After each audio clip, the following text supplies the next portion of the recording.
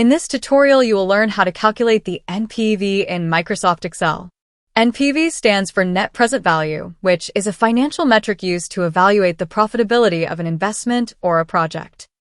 NPV represents the difference between present value of cash inflows or the revenue generated and the cash outflows or the cost or investment, discounted at a specific rate, which is usually the cost of capital. In this example, there is cash inflow and outflow details of XYZ investment for the period of 5 years.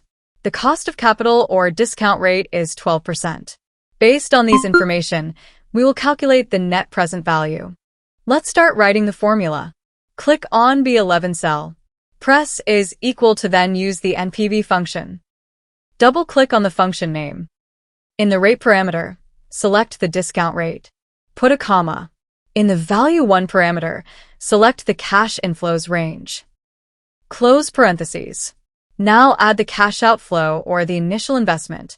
The initial investment value is given in negative number, so we have to use the plus symbol. Now, this formula will return the NPV for the investment. Press Enter key to execute the formula.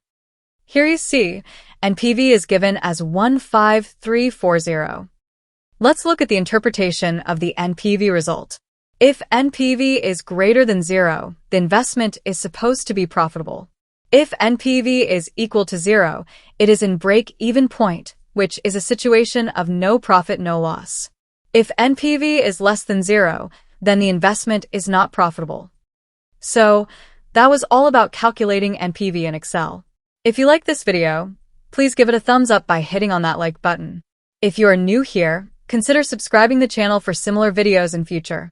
To practice calculating NPV, you can download the sample workbook file from the webpage link given in video description. Thank you so much for watching. See you in next tutorial.